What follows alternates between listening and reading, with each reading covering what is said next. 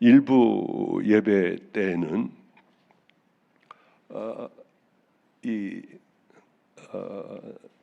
나는 일부 예배 때에 그 연주 들을 때요.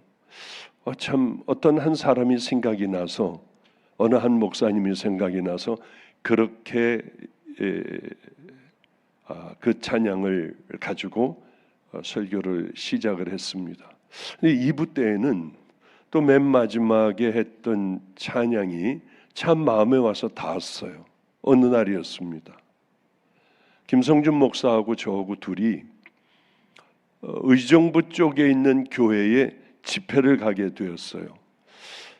근데 가면서 제가 이런 얘기를 했습니다.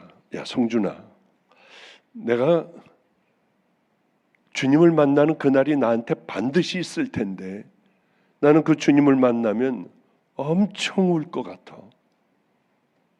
그랬더니 옆에서 김을 빼는 소리를 하더라고요. 천국에 무슨 눈물이 있어요, 목사님? 아니야, 눈물이 없어도 난 주님 만나면 이 안에 너무 많은 사연을 가지고 살아가는 사람이기 때문에 그렇게 많이 슬프게 울 것 같아. 그리고 저 혼자 흥얼거리면서 찬양을 했어요. 나는 그냥 하늘 가는 밝은 길이 내 앞에 있으니 하고 했더니 옆에서 그 얘기를 하더라고요. 목사님, 그 찬양 가운데 저는 참 은혜 받는 구절이 나는 부족하여도 영접하실 터이니 영광 나라 계신 임금 우리 구주 예수라. 저는 그 장면이 그 가사가 그렇게 은혜가 많이 됐어요. 그리고 또 예수 보배로운 피가 모든 것을 이기니 목사님 힘내세요 해주면서 그런 대화를 오고 가면서 우리는 이미 은혜를 잔뜩 받고 가서 집회를 잘 이렇게 섬기고 왔던 기억이 납니다. 그래요. 아무리 은혜를 받고 믿음의 길을 걸어가려고 해도 왜 이렇게 무너지는 일들이 많은지요. 왜 그렇게 이제는 좀 단단해질 줄 알았는데 세월이 흐르면은 이제는 정말 자신 있게 그 길을 걸어갈 줄 알았는데 세월이 흐르면 흐를수록 믿음도 연약해지고 육신도 연약해지고 왜 이럴까 하는 안타까운 마음들이 얼마나 많은지 모릅니다. 그럴 때는 항상 제 마음에 준비해 놨던 것들을 꺼내 봐요. 오늘 이제 7년 동안 열심히 대역사 끝에 하나님의 성전을 솔로몬은 완공을 했습니다. 얼마나 좋을까요? 그래서 하나님 앞에 이제 번제물을 다 드리고 이렇게 잔뜩 하나님 앞에 번제물을 드리는데 하늘에서 불이 내려와 그 번제물들을 다 태워버렸으니 이게 얼마나 기가 막힌 장관이겠냐고요. 이때 드린 예물이 솔로몬이 1000번 제사 양을 1000마리 드린 게 아니라 소가 22,000마리, 양이 12만 마리, 예전하고는 비교할 수 없는 어마어마한 예물을 드리는데 하나님께서 하늘의 불로부터 그것을 쓸어버리실 때 얼마나 기가 막혔겠습니까?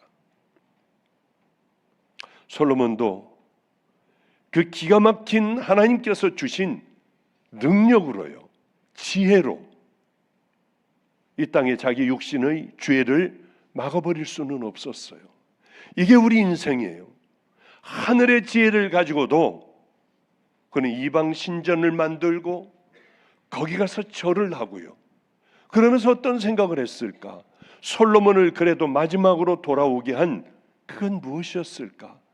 성전을 완공하는 그날에 하늘에서 불이 내려오는 그 장면을 보며 자기 마음을 추스리고 이러면 안 되는데 하면서도 끌려가고 또 끌려가다가 마지막에는 모든 것들이 다 헛되고 하나님의 말씀에 순종하는 것만이 가장 귀하다고 하는 것을 깨닫고 자식들에게 그렇게 이야기를 하지 않았나 하는 생각을 하게 돼요. 성경에는 많은 실수와 허물투성인 사람들이 많이 나옵니다. 돌아온 탕자 한번 생각해 보세요. 다 아시잖아요. 아버지의 분깃 유산을 받아가지고 가 허랑방탕 창기와 함께 다 먹어버렸다고 했어요. 얼마 되지 않아 다 탕진을 해버렸습니다. 주염 열매까지 먹게 됐지 않습니까? 유대인이요. 아버지에게 가야겠다. 나 품꾼의 하나로 종같이 좀 여겨달라고 하고 아버지 집에서 먹기만 하면, 그저 먹기만 하면 나는 돼 하고 아버지에게, 나는 하늘과 아버지께 죄를 지었으니 나를 그저 품꾼의 하나로 받아주소서. 얼마나 연습을 많이 하고 멀찍이 보이는 아버지 보면서 얼마나 가슴이 뛰었겠습니까? 숨을 쉬지 못할 정도였을 것 같아요. 저 아버지 나를 때릴까? 그러나 아버지가 달려와 아들을 끌어안고 입을 맞추고 얼른 옷을 다 새 옷으로 입히고 신발도 신기고, 그래 지금 소를 잡고 양을 잡고 파티를 열자고 하는데 너무 황당했을 거예요. 가락지를 끼워주고요. 끈적끈적한 재미 맛을 봤던 당자는 아버지 집에서 품꾼같이 살기 얼마나 어려웠겠습니까? 돈이 좀 생기고 이제 또 좀 그렇게 한번 다시 가서 한 번만 딱 하루만 가서 놀고 왔으면 이 마음이 얼마나 많았겠어요. 그때마다 아버지가 끌어안아주며 울며 입을 맞추는 그 아버지를 배신할 수 없었을 것 같아요. 삭개오도 나 같은 놈은 예수님 근처에 가면 안 돼, 돌감람 나무 위에 올라가 예수님을 목마른 마음으로 나도 참 천국 가는 믿음의 자녀가 되었으면 얼마나 좋을까. 예수님이 지나가시는데 숨이 막힐 것 같았어요. 그때 그 많은 사람들 가운데 삭개오야 내려와라, 내가 너희 집에서 하루만 묵고 가자. 삭개오는 내 재산의 반은 가난한 자들에게 나눠주고 있는 것 반은 내가 남의 것을 뺏은 것, 억울하게 한 것 다 4배로 갚겠습니다. 예수님께서 바로 그렇게 얘기하세요. 이 가정도 아브라함의 자손이다. 너희들은 다 천국 간다. 이 말씀하셨으니 얼마나 좋겠습니까? 그러나 예수님이 가시던 그날 예수님은 떠나셨어요. 안 보일 때까지 해가 질 무렵에 아마 예수님을 바라보며 기쁜 마음이 가득했을 겁니다. 제가 마치 주님을 만나 모든 걸 다 버리고 기뻐 어쩔 줄 모르는 그 날들 같이요. 그런데 실질적으로 당하는 사건들이 있었어요. 이제 예수님의 방법대로 살려고 하니 얼마나 힘들고 어렵습니까? 예전에 살던 거하고는 이제 완전히 다른 삶을 살아가니 얼마나 고통스러웠겠어요.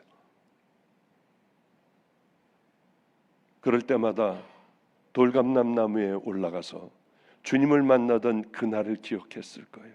예수님 떠나가시는 그날을 기억하고 있었을 거예요. 다시는 안 할 거예요. 어쩌면 예수님 주무실 때 문을 열고 들어가, 제가 무슨 아브라함의 자손이에요? 제가 어떻게 천국 백성이 될 수 있어요? 저건 정말 나쁜 놈이에요 할 때 예수님께서 끌어안으시고, 삭개오야, 심령이 가난한 자들이 복이 있어. 너같이 울며 애통하는 자들이 복이 있는 거야.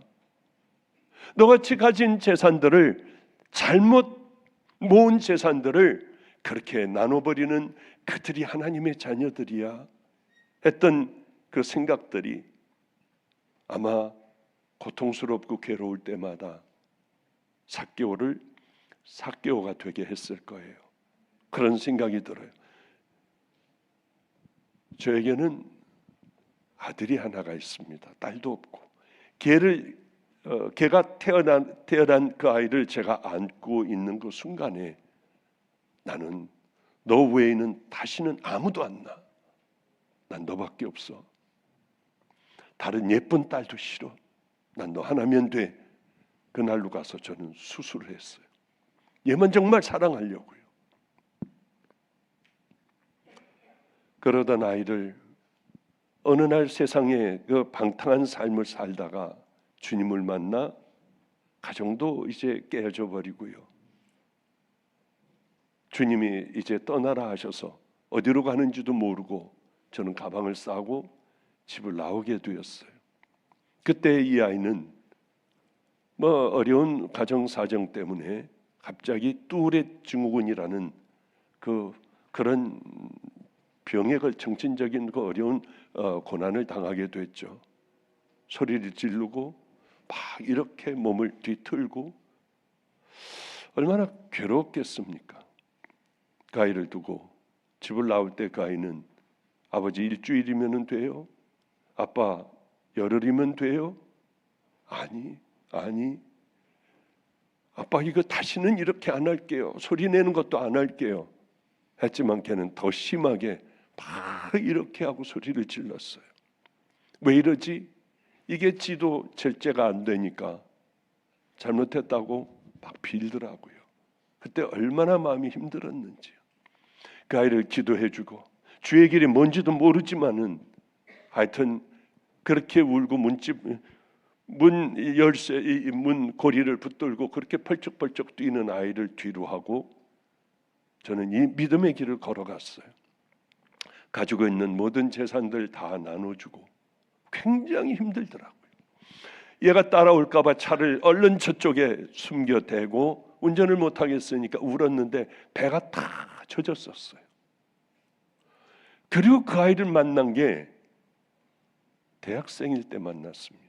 대학생일 때 보고 싶으면은 혼자 달려가 그 아이 그저 차창 밖에 창 안으로 보이는 그 아이 그림자 한 번만 봤으면 어느 날은 그 그림자가 보이면은요 얼마나 하나님 감사해요. 하나님 감사해요. 어느 날은 가보면 까만 커튼이 쳐져 있어요. 그러면 돌아올 때마다 주님은 제게 그 말씀을 하셨어요. 염려하지 마. 기쁜 그날이 올 거야. 그럴 때마다 내가 생각을 해서 이렇지. 걔가 보고 싶으니까 그런 날이 온다고 주님은 말씀하겠지. 그러나 정말 그런 날이 올 줄은 저는 상상도 못했어요. 이 스키 드라마를 한 정운택 그냥 아들 같아요. 이 정운택 선교사가 어떻게 줄을 대가지고 아들을 만나기 시작을 했고 같이 많은 대화를 하기 시작을 했고요. 그 아이는 5시간 목사님 오늘은 5시간 동안 아들하고 함께 얘기했습니다. 신앙 얘기에 공감을 했습니다. 그래? 그리고 또 가가지고 또 만나고 늘 가서 만나 결국에는 이번 여름 대집회 때 아니 얘 친구들하고 정은택 목사하고 마가의 다락방 가득 차 이 무릎을 꿇어야만 되고 또 땡기고 하여 움직이지 못하는 그곳 그렇게 많은 사람이 와서 주여 한번 하면은 교회가 떠나갈 정도로 기도하는 광신자들만 모이는 여기에 얘가 와서 앉아 있은 거예요. 처음으로 이제 교회라고는 와가지고 앉아 있는 거예요. 제가 얼마나 신경이 썩겠습니까? 가슴이 철렁하더라고요. 앞에서 3번째인가 4번째 줄에 앉아가지고 친구들을 하고 이게 뭔가 하고 그냥 황당해 앉아 있더라고요. 가인은 갔어요. 제가 카톡을 했습니다. 아빠가 부끄러웠지. 그러나 여기에는 목숨을 걸고 목말라 하는 믿음의 용사들이 모이는 곳이야. 그랬더니 제 친구하고 카톡한 그걸 보냈더군요. 캡처를 해서. 야, 우린 주당이었잖아. 밤낮 술집에서 만났잖아. 그런데 이제는 주님의 전 주당에서 우리가 만나니 얼마나 행복한지. 왜 우리가 이렇게 살았는지 모르겠다. 의미 있는 삶을 살아가야지. 세상에 친구들하고 그런 카톡한 걸 보내더라고요. 얼마나 행복했는지 몰라요. 그런데 거기에 아버지는 내게 가장 자랑스러운 아버지십니다. 기절하는 줄 알았어요. 밤에 그 카톡을 받고 제가 얼마나 울었겠어요. 얼마나 하나님 앞에 감사하여 얼마나 눈물을 많이 흘렸겠어요. 어저께는 지 아내하고 주고받은 카톡을 저에게 또 보냈어요. 뭘 다 지워버렸어요. 왜? 뻘쭘해서 그럽니다. 괜찮아, 뻘쭘한 것도 좀 한번 보내봐 했더니 다시 다 보냈는데, 난 왜 그렇게 아버지가 좋지? 귀하신 분이니까요. 근데 이게 어떤 그런 것들이 있는 것 같아. 끌리는 거, 이런 것들이 이게 팔자가 있는 것 같아. 그러면서 이제 여러 가지를 이렇게 보내는데 하나님 앞에 또 감사했어요. 이제 정은택 선교사가 한국 들어가면 빠지지 않고 자기는 교회를 나갈 거라고 해요. 같이 둘이 얼마나 약속을 단단하게 했는지 모른대요. 이런 걸 깨달았습니다. 내가 저 정은택에게 뭘 해줄까? 뭘 하면은 가장 행복해 할까? 평상시에 알고 있던 소원들을 다 들어줬어요. 이번에는 그 부인까지 데리고 왔습니다. 데려갈게, 가자. 너무 좋아하더라고요. 정은택 목사 좋아하는 걸 보니까 제가 더 좋았어요. 그래, 하나님 앞에 우리가 이렇게 하나님이 기쁨이 되는 그 믿음의 삶을 살아간다면 하나님은 꼭 내 마음이실 거야. 하나님, 이런 마음을 꼭 저도 주님 앞에 올려드리게 해주세요. 그리고 기도를 참 많이 했어요. 저도 어렵고 힘들 때 되면은 이 인생에 왜 어려움이 왜 없겠습니까? 정말 죽을 것 같은 일들이 많이 일어났습니다만 이제는 많이 해결이 됐지만은 감당이 안 되더라고요. 그런 많은 일들을 겪을 때마다 저는 항상 이 안에서 솔로몬이 하늘에서 불이 내려와 그것을 다 태웠던 것처럼 저도 늘 꺼내보는 게 있어요. 주님을 처음 만나던 그날, 만나기 원하지도 않았던 나, 그러나 어디 하나님 살아계시면 어디 한번 해봐요.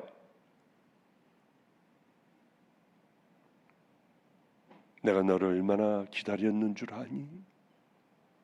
내가 널 사랑했어. 그때 얼마나 울었는지 모릅니다. 머리를 얼마나 찢어댔는지 이 안에 있는 걸 다 토해냈어요. 쾅쾅이요. 이렇게 해서 죽었으면 좋겠더라고요. 날 죽이셔야죠. 하나님 날 진작에 죽이시지 그러셨어요. 그리고 머리를 찢어가며 울다가 보니 다 토해내게 되더라고요. 머리는 뻐개지는 것 같고 이거는 내게 하나도 문제가 안 됐어요. 나를 기다렸다고 하세요. 나를 사랑한다고 하세요. 왜요? 내가 얼마나 더러웠는데요. 제 마음에 크게 들렸어요. 하나님이 세상을 이처럼 사랑하사 독생자를 주셨으니 이는 저를 믿는 자마다 멸망치 않고 영생을 얻게 하려 함이니라. 그때 박보영은 그때 죽었죠. 그때의 힘들 때에 이걸 꺼내봐요. 저는 맞아. 하나님은 살아계셔. 다시 달려가야지. 억울하면 어때? 그래요. 이런 솔로몬의 평생에 가장 힘이 될 성전에서 성전 봉헌식에 불이 내려와 모든 걸 다 태워버렸어요. 그날 밤에 하나님께서 솔로몬에게 나타나셔서 이렇게 말씀을 하세요. 밤에 여호와께서 솔로몬에게 나타나사 이르시되 내가 이미 내 기도를 듣고 이곳을 택하여 내게 제사하는 전을 삼았다. 그리고 가장 중요한 말씀을 하십니다. 내가 혹 하늘을 닫고 비를 내리지 아니하거나 혹 메뚜기로 토산을 먹게 하거나 혹 연병으로 내 백성 가운데 유행하게 할 때에 너 고난을 당할 때가 있을 거야. 너 아무리 이렇게 내가 기뻐 이 전을 이 전에서 하는 모든 제사를 내가 받겠다고 했지만은 너 어려운 일이 있을 거야. 너에게 큰 유혹이 있을 거야. 너에게 큰 고통도 있을 거고, 내 이름으로 일컫는 내 백성이 그 악한 길에서 떠나 회개해야 된다는 거죠. 스스로 겸손하고 겸비하고 그리고 간절한 기도를 하며 나를 구하면 내가 다 고칠 거야. 이 말씀 아니에요. 여러분, 우리에게 가장 중요한 건 회개예요. 회개하지 않으면은 여러분 절대 천국에 들어갈 수 없어요. 회개를 해야만, 천국의 조건은 회개해야만 됩니다. 내가 죽는 거예요. 네, 그리고 예수님이 주인이 돼 주셔서 우리는 그 믿음의 길, 좁은 길을 걸어가야 합니다. 마태복음 5, 6, 7장에 믿음의 자녀들, 천국 백성들이 가야 할 그 길을 향하여 그렇게 걸어가야 한다고 하는 거죠. 넘어져요. 왜? 우리 육신은 완전하지 않으니까. 또 일어나 그 믿음의 길을 걸어가는 거예요. 제가 한번 회개라는 게 뭘까? 뭐 여러 가지 생각할 수 있지 않습니까? 한 번은 어느 곳에 집회를 갔어요. 교회 규모를 보고 깜짝 놀랐습니다. 어떻게 이렇게 큰 교회가 있어? 그런데 갔는데 이제 갈비집에서, 제가 갈비 같은 거 잘 안 먹거든요. 근데 갈비집에서 만나자고 하여 수원에 있는 갈비집에 가가지고 갈비를 먹는데 목사님이 땅땅해요. 체격도 땅땅해요. 근데 목사님 건들건들거리더니 악수하자고 하는데 손을 잡는데요. 하려고 했어요. 왜? 이건 너무 세게 잡으니까. 근데 좀 뭐 창피하게 거기서 할 수도 없어가지고 예. 그리고 얼른 손을 뺐어요. 앉으시래. 고기도 막 구워주고. 근데 칼자죽도 있고요, 목사님이요. 이거 내가 뭐 잘못 왔나? 건들건들거려요. 담임 목사래요. 이 말도 안 되잖아요. 네. 얼마 전에 생각이 난 일이에요. 왜? 우리 함께 살고 있는 최성열 목사가 그 교회로 목사님 저 집회를 갑니다. 이 교회요. 그거 깡패교회인데. 한번 가가지고 목사님하고 자세히 얘기해봐. 그거 깡패교회야, 깡패교회. 예.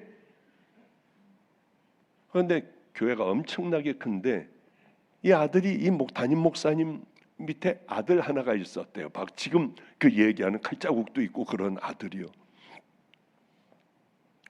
근데 이 아들이 수원에 무슨 조직 폭력배에 가담을 해서 그래도 높은 자리까지 올라간 모양이에요. 아버지가 어떻게 했습니까?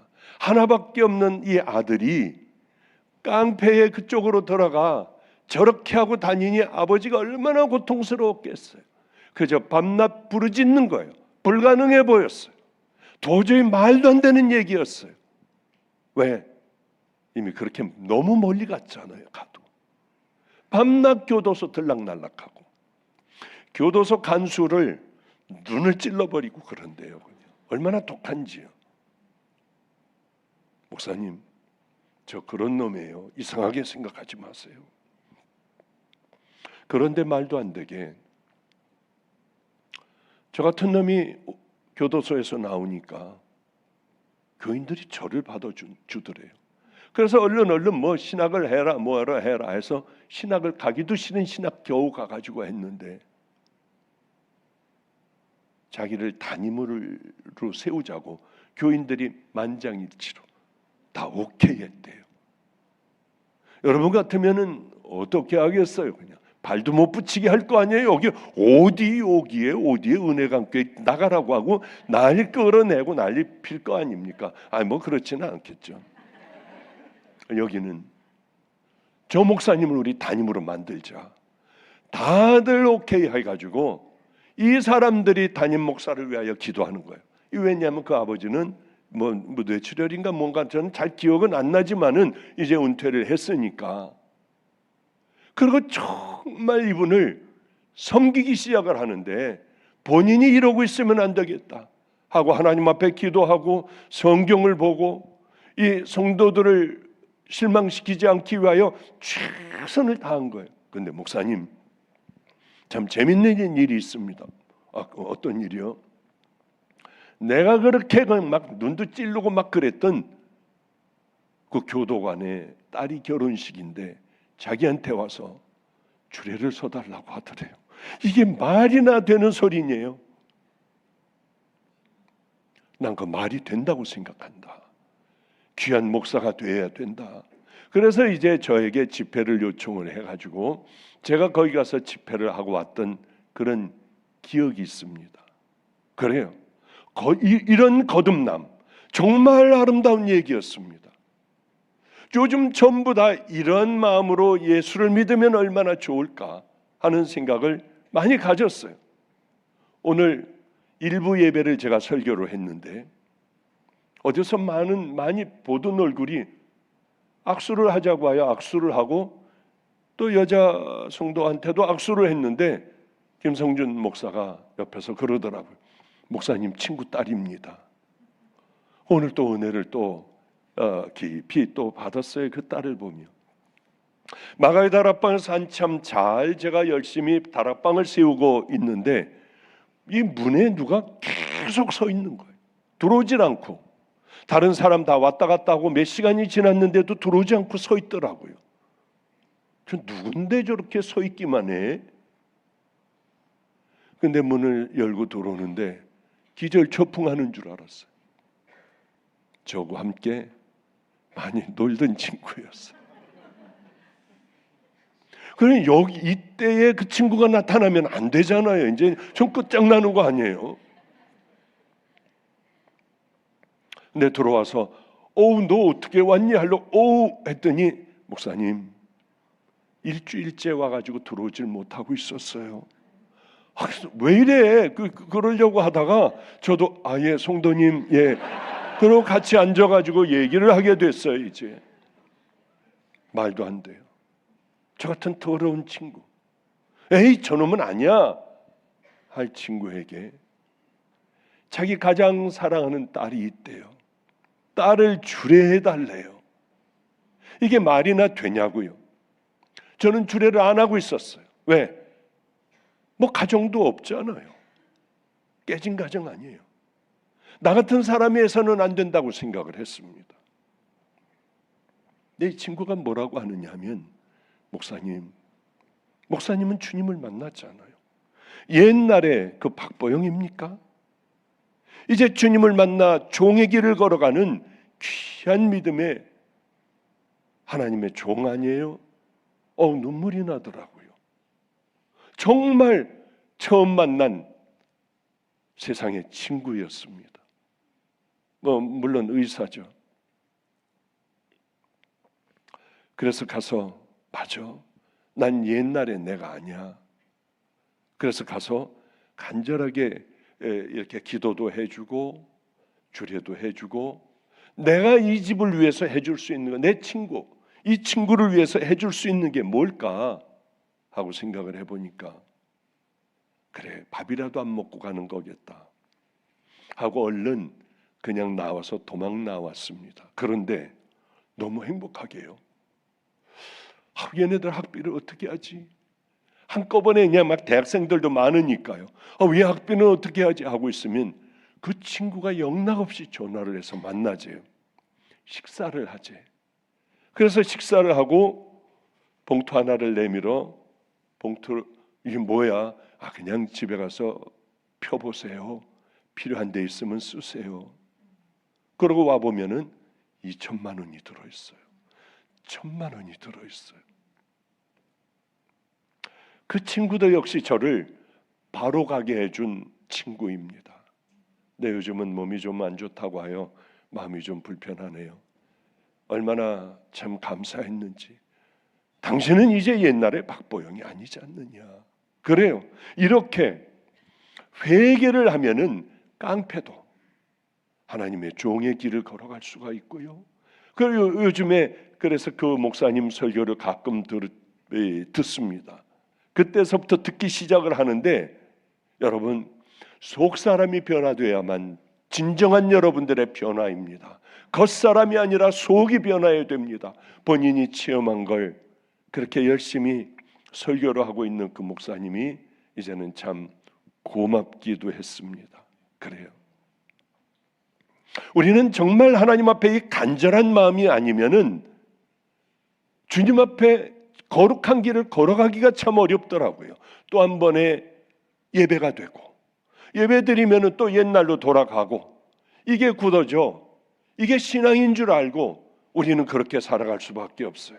신앙은 날마다 새로워지는 거예요.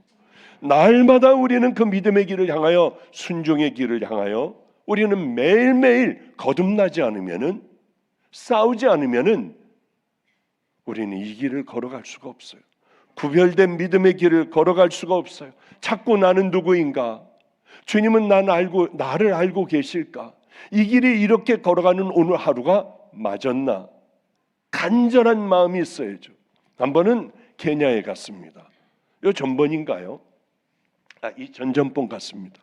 케냐에 갔는데 폭동이 일어났어요. 거기 사람들 죽이고 총으로 쏘고 난리가 나는데 김성준 목사가 제게 전화를 했습니다. 목사님, 절대 나가지 마십시오. 바깥에 나가면 안 됩니다. 알았어. 내가 바깥에 나갈 일이 뭐가 있겠어? 안 나갈게. 지금 나갈 리가 없었으니까. 근데 그 다음날 역시 또 총소리가 나고 난리가 나는데 공항을 나가야 됐어요. 한국을 와야 됐어. 그래서 이제 우리 선교사가 최 선교사가 모는 차를 타고 이제 그래 공항 이쪽으로 그 길 뻔한 길 그쪽으로 달리면 바로 공항이니까 총소리는 여전히 났고요. 그런데 이 선교사가 지금 우리 길을 인도하는 걸 보니까 일로 우리가 늘 가던 길로 가지 말고 일로 돌아가라고 그런대요. 목사님 어떻게 합니까? 알아서 해. 아마 거기 폭동이 일어나서 일로 돌아가게 하는 모양이지.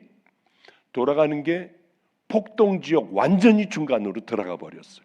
돌을 던지고 그냥 막 화염에 쌓여 있는데 김산성 목사는 이런 표현을 했습니다. 같이 탔는데 불길 속을 확 하고 빠져나가는데 뜨거워서 혼이 났대요. 그 정도로 우린 극박했어요. 이때 저는 어떤 기도를 해야겠습니까?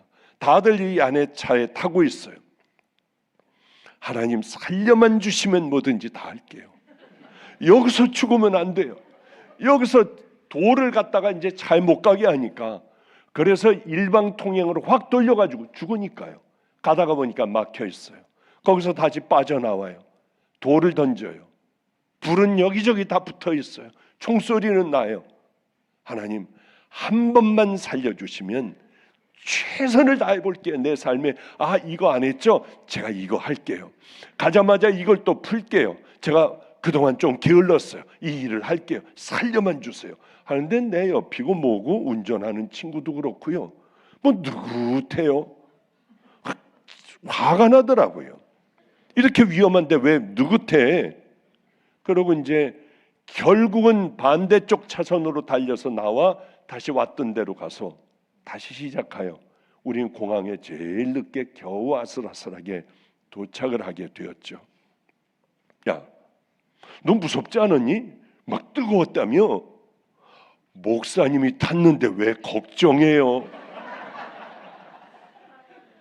최갈래, 왜 운전을 그렇게 했어? 걱정 안 됐어? 아무렇지도 않게 왜 운전해? 목사님이 타셨잖아요.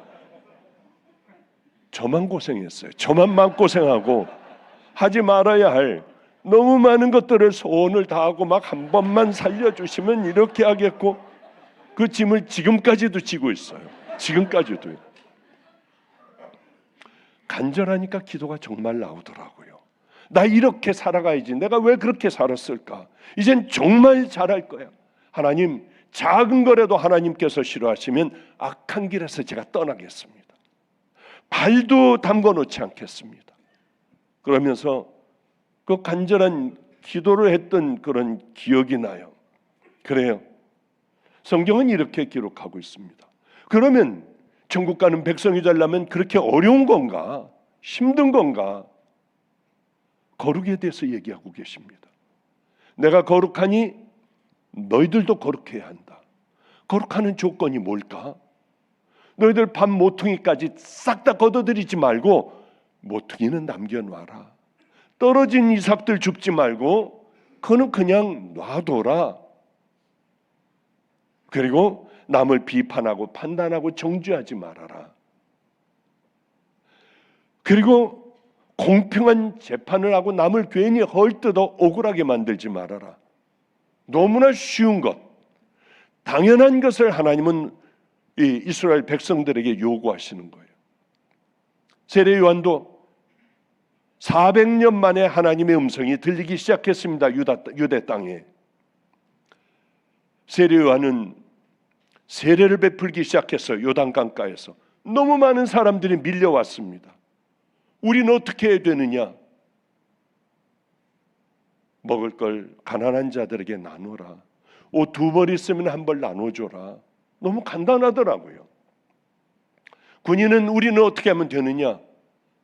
남을 강포하지 말아라. 강탈하려고 하지 말고 너 월급 받는 걸 족한 줄 알아. 세리도 무서워 하나님 앞에 나와 그저 세례를 받으며 우리는 어떻게 해야 하느냐? 정해진 것 외에는 너 그렇게 더 많이 받으려고 하지 마라. 너무 쉬운 얘기들이더라고요. 그런데 저는 그런 생각을 해요. 하나님께서 제게 칭찬해 주실 것 있다면 처음 하나님을 만났을 때 내 재산 다 팔고 싹 다 나눠주고 울고 있는 아들이 뭐니 다 놓고 뒤로 돌아서 나온 것, 하나님이 이걸 기억해 주셔야 돼요. 그러나 아니었어요. 하나님께서 13년간의 모든 고통들 다 끝나고 난 후에 저를 부르는 소리가 마음에서 들렸습니다. 애들 학교 보내고요. 길거리에 있는 애들, 깡패 애들 다 학교를 보내고. 그래서 누가 왔나 하고 열어보니까 아무도 없어. 13년 전에 나를 부르셨던 하나님께서 날 부르시는구나. 강산상에 올라가 무릎을 꿇고 이마를 대고 울었어요. 첫 말씀이 내 이 안에서 들리더라고요. 내가 다 봤다. 내가 이제 너하고 함께 할 거야. 그러면 여러 장면들이 이제 쫙쫙쫙쫙 지나가는데 무슨 얘기인지 다 알만한 장면들이었습니다. 큰 게 아니었어요. 오빠 그렇게 살지 마라. 내가 이거 코트 하나 샀어. 코트와 캐시미어 코트와 머플러를 샀어. 200만 원 넘어줬어. 그러니 꼭 잘 입어야 돼. 그거 입고 그날 너무 좋았어요. 따뜻하고 냄새나는 베이지색 오리털 그거는 버렸어요. 나가는데 하필이면 그때 알코올 중독자가 땅바닥에 앉아서 오줌 소변까지 보고요. 그러고 뭐라고 욕을 하고 있었어요. 근데 옷을 티셔츠 하나에 조끼 하나 입었더라고요. 그냥 가면 그건 죽어요. 어떻게 그냥 지나가요? 짜증이 확 났어요. 그래서 옷을 벗어서 입혀줬더니 뭐 별의 별놈의 생전 처음 들어보는 욕을 하더라고요.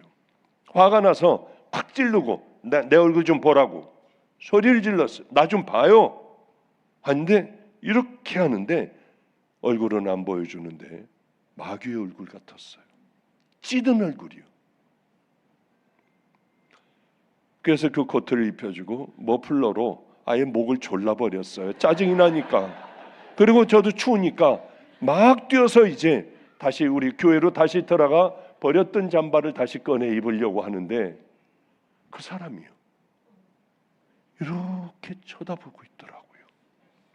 그런데 얼굴에서 빛나는 게 아니라 그 마귀의 얼굴을 한 중독자 맞아요. 그 얼굴이에요. 얼굴은 하나도 인지한 것도 없었어요. 가슴이 얼마나 뛰었는지요. 첫 장면이 그 장면이었고 두 번째 이 리어카 그 사람 이렇게 할아버지 빼짝 마른 할아버지 산더미 같은 리어카 뒤에서 밀어주고 2만 원 저건 이건 없으면 안 돼. 애 급식비예요. 그거를 그 할아버지 손에다 줄 때 이 할아버지 나한테 다시 내미는데 양철이니 고철이니 다 실어가지고 그런지 몰라도 못자국이 있었어요. 얼마나 가슴이 뛰었는지요. 내게 너 정말 잘했다 하는 게 이 자식 왜 여기 앉아 있어? 하필이면 이거 그런 마음으로 옷을 벗어줬어도 주님은 참 좋았다고 말씀을 하세요. 그리고 내가 발길이 왜 그렇게 가벼웠는지 두 번째 장면도 보여주시고요. 큰 게 아니더라고요. 우리 인생에서 뭐 엄청난 게 아니에요. 그저 작은 일들, 하나님을 사랑하는 마음으로 작은 일들, 그런 일들을 제게 보여주시며 그때 깨달았습니다. 하나님은 큰 게 아니라 작은 일들을 기뻐하시는구나. 남의 마음을 배려를 해요. 남이 미안할까 봐 내가 대신 미안해하는 거예요. 그리고 아무도 모르게 그렇게 슬쩍 갖다 놓고요. 우린 주님을 만나면 이제 딴 사람이 돼야 되잖아요. 옛날 같은 그대로라고요. 우리 집에서 나오다가 보면은 이제 서울로 가려고 하다가 보면은요, 냄새가 얼마나 나는지, 난지도 쓰레기장, 소름 끼치는 냄새가 나요. 강을 건너 있는데도 냄새가 나요. 근데 그곳을 다 묻어버렸습니다. 산을 만들어 놨어요. 나무를 심었어요. 그 이름이 뭔 줄 압니까? 난지도 쓰레기장, 생태공원이에요. 온갖 동물들, 고기들이 거기 살아요. 이제는 다시 태어났어요. 노을공원이라고 그래요. 거기서 보는 해가 지는 노을은 기가 막혀요. 그래서 생태공원, 노을공원, 하늘을 거기서 보면 아름다워요. 하늘공원. 우리도 마찬가지 아니에요. 우리도 이제 예수님을 만났으니까 새로운 믿음의 가장 아름다운 자녀들로 살아가야지 언제까지 이렇게 찌든 우리들의 인생 그대로 살아갈 수가 있겠습니까? 저는 우리 아이들, 지금 얘기는 아니지만은 안성에서 이제 김성준 목사도 같이 살고 할 때예요. 그럴 때 애들 하나를 받아요. 그런데 애들은 다 이 술 먹는 애들, 교도소에서 나온 애들, 길거리 아이들, 교육이라고는 받아보지 못한 아이들, 깡패 애들, 얘네들하고 사니 밥통도 남아나는 게 없고 밤낮 칼 가지고 나가서 뛰어다니면서 죽인다고 하고 동네 창피해가지고 못 견뎌요. 이사가라고들 얼마나 그러는지요. 이런 아이들이 살아가는 우리 집이에요. 근데 거기에 한 명이라도 더 받으려고 다른 아이 올해 아이가 있으면은 그 아이 들어올 때 우린 이런 예식을 해요. 옷을 사다 놓습니다. 그리고 들어가서 제가 목욕을 시켜요. 남자애들이죠. 다 남자애들만 살았으니까. 그러면 이게 떡이 지고요. 몇 년 동안 씻어보지를 않은 애들이에요. 그래 그 속옷들은 제가 비닐봉지에다가 다 집어넣어 놓고 수도 없이 닦아주다가 보면 때들이 벗겨지고 비로소 머리도 이제 제 머리 형태를 갖춥니다. 그리고 데려나가 새 신발을 신기고 머리를 깎아줘요. 새 옷을 입히고요. 그러면 이제 우리 아이로 받아들여집니다. 그리고 한 달쯤에 이렇게 매일 목욕하고 이렇게 하고 교회에서 음악 배워서 음악으로 찬양 예배 드리고 이러는 세월이 지나가고 한 달쯤 지나간 다음에 걔를 다시 불러요. 야, 너 여기서 문 잠궈 놓고요. 싹 다 벗어. 왜요? 벗어. 그래야지 넌 살아. 그러면 옷을 다 벗어요. 팬티만 입고 다 벗어요. 자, 이제 팬티도 벗어. 그리고 예전에 걔가 입었던 몇 년간을 입었던 변투성이인 이 옷을 다시 입으라고 해요. 이걸 어떻게 입느니요? 빨리 입어. 이 더러운 걸 어떻게 입느니요? 자기가 평상시에 늘 입고 있었던 옷이에요. 그럼 그 아이는 옷을 입고 옛날 그 냄새나는 옷을 입고 걷는 걸 못 걸어요. 이렇게 걸어요. 이게 너였어. 그런데 너는 이제 예수님을 만나 새로운 믿음의 아들이 된 거야. 우린 평생 같이 가야 돼. 믿음의 용사가 돼서 선교사도 되고 목사도 되고 해야 돼. 알겠어요. 그리고는 새 옷을 이걸 벗고 이제 갖다 버리라고 하면 갖다 버려요. 그러면 이 옷을 입은 애가 그 다음에 어떻게 하느냐? 바로 화장실 가서 바로 씻어요. 이 더러운 것들이 다 쓰니까. 마찬가지입니다. 우리 방주교회 근처에는 인천제철이 있습니다. 온갖 고철들을 실은 차들이 어마어마하게 거기로 들어가요. 그러면 그 고철에 버린 것들, 뭐 다 찌그러진 것들, 온갖 것들을 다 집어넣고 나올 때 보면, 용광로에서 나올 때 보면 철강들이 나옵니다. 이걸로 냉장고도 자동차도 만들고 뭣도 만들고 모든 것들을 다 만들어요. 저건 우리 같다. 우리같이 쓰레기 같은 인생이 인천제철에 저 용광로에 들어가기만 하면은 나오면은 저 철들이 돼서 나오니 우리들도 저렇겠다.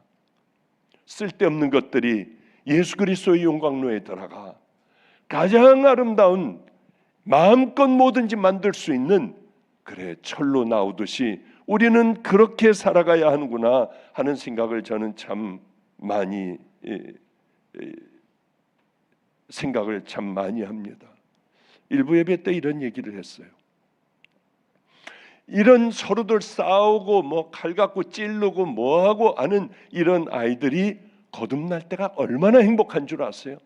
어제는 주일 예배를 한국에서 오늘은 드렸기 때문에 각각 예배를 드리고 나왔으면 그 상황을 저에게 전부 보고를 합니다. 이기철 목사라고 서울역에서 노숙자 사역을 하는 그런 친구가 하나가 있습니다. 성격이 아주 급한 친구예요. 이 친구가 벌써 10년 넘게 노숙자 사역을 했더라고요. 이제 그만하면 알이 배겨요. 그런데 오늘은 특별한 그런 한 사람에 대한 카톡을 제게 보내왔어요. 이 사람은 폭력만 40번 다 때려 부시고 뭐 그냥 피투성이가 돼가지고 들어가 사는 게 폭행 40범이래요. 40범. 그렇게 복음을 전해도 안 받아들여지는데, 목사님, 이 사람이 달라졌어요. 와서 예배를 드리고요. 그 다음에 뭔진 모르지만은 글로 거기 가서 일까지도 한다는 거예요. 남들 때려가지고 뺏어 살던 그 사람이 가서 일을 한다는 거예요. 이제 빠지지 않고 교회 나오겠습니다. 목사님이 이렇게 행복할 수가 없어요. 뭔 얘기인지 알겠어요. 무슨 얘기인지. 이거는 그 일을 해본 사람만이 아는 하늘의 기쁨이에요. 이 목사도, 이기철 목사도 그 기쁨을 알기 시작을 하는구나. 돌아오는 기쁨. 저는 이 말씀거리에 아이들을 데리고 애들을 전부 음악을 가르쳐서 우리는 음악 예배를 안성에서 처음으로 드리기 시작한 시초가 우리였습니다. 얘네들을 데리고 한 번은 하스테반 선교사의 집회를 갔어요. 애들을 태우고 집회를 갔습니다. 얘네들은 뭐 깡패들이고 뭐 그렇잖아요. 잘 배우질 못해서 애들이 거칠잖아요. 말도 그렇고. 근데 딱 내려줘가지고 2층으로 들어갔는데 이미 꽉들 차 있었습니다. 근데 한 놈이 다 따라와. 실례합니다. 좀 비키셔 하면서 얘네들이 그 앞으로 갔어요. 그러니까 사람들이 이건 뭐야 뭐 깡패 같은 애들이 막 그러니까요. 길을 비켜줬는데, 하나님 저 아이들 좀 거듭나게 해주세요. 언제쯤이면 저 아이들이 거듭나 믿음의 용사의 길을 걸어가겠나요? 이게 남의 얘기가 아니라 우리 얘기죠. 우리들의 얘기 같아요. 근데 한참 설교하고 찬양하고 설교하고 기도하고 하는 가운데 애들이 다시 거기서 기어 나오더라고요. 그러더니 얘네들이 벽을 붙들고 울기 시작을 하는데 그렇게 슬프게 울더라고요. 너무 깜짝 놀랐어요. 얘네들 무슨 일이 있었나? 그 얘기를 하더군요. 목사님, 우리가 잘못 살아왔다는 거 알았어요. 왜 우리가 이렇게 살았는지 모르겠어요. 잘못된 거 있으면 알려주세요. 이럴 때 얘네들을 위해서 내 생명을 줄 수 있겠더라고요. 뭐든지 다 줄 수 있겠더라고요. 바로 그런 아이들을 테이크오버해서 김성준 목사가 그때 어린 나이에 얘네들을 다 끌고 가며, 말도 안 되는 일에 안성에서는 아마 걔네들 학생 애들이 제일 많았을 거요. 한 80명? 학생 애들만요. 그리고 그 아이들이 기반이 되어 그렇게 울며 기도하는 그 믿음의 용사들이 되었었던 그런 그저 기억을 하면은 그래, 얘네들이 그렇게 울었지. 이놈들은 지금 뭐 하고 있을까? 어떻게 됐는지 그 이야기는 저는 이 지금의 이야기는 잘 모르지만은 그저 믿음의 길을 잘 갔으면 얘는 어떨까? 쟤는 어떨까? 생각하며 그 아이들을 기도할 때도 또 간절히 기도할 때도 있습니다. 이제 시간이 너무 많이 지났군요. 자, 이제 말씀을 마치도록 하겠습니다. 우린 간절한 마음을 가지고 정말 거듭나야 돼요. 그렇지 않으면 큰일이 난다고 하는 거죠. 우리들의 죄를 완전히 십자가 밑에서 해결을 했느냐? 그리고 우리는 지금 마태복음 5, 6, 7장을 통하여 이렇게 살아야만 너희들은 무너지지 않는다 말씀하신 그 주님의 말씀을 붙들고 우리는 하루하루 살아가고 있는가? 세월이 흐르며 가장 아름다운 믿음의 자녀들로 날마다 거듭나가고 있는가? 그렇지 않다면은 우리는 가짜일 수 있어요. 주님이 이 안에 들어오시고 믿음의 귀한 자녀가 되었는데 예수님은 우리를 위하여 십자가에 달려 돌아가셨는데 아무 변화 없다고요?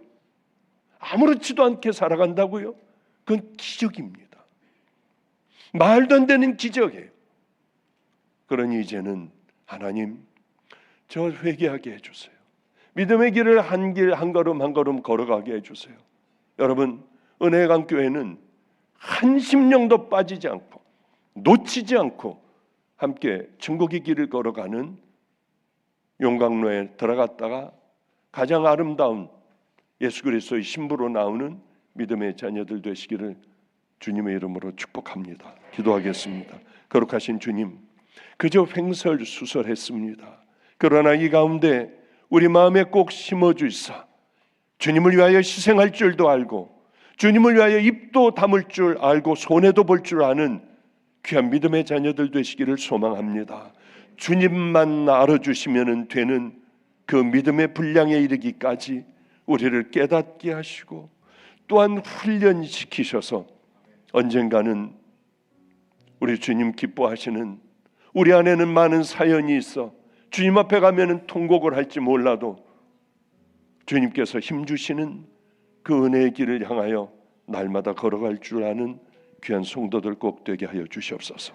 이제는 벌레만도 못한 우리 같은 자들을 위하여 십자가에 달리셔서 용광로가 되어 주셔서 우리 주님의 은혜로 천국의 길을 걸어갈 수 있는 믿음의 자녀들로 만들어주신 예수 그리스도의 은혜와 하나님 아버지의 만극하신 사랑과 오늘도 깊이 깨닫게 해주시는 성령님의 내주교통 감동하심이 우리 은혜의 강 교회 성도들 머리 위에 또한 그 자녀들 가족 위에 이제로부터 영원히 함께 하시기를 간절히 축원하옵나이다. 아멘 아멘.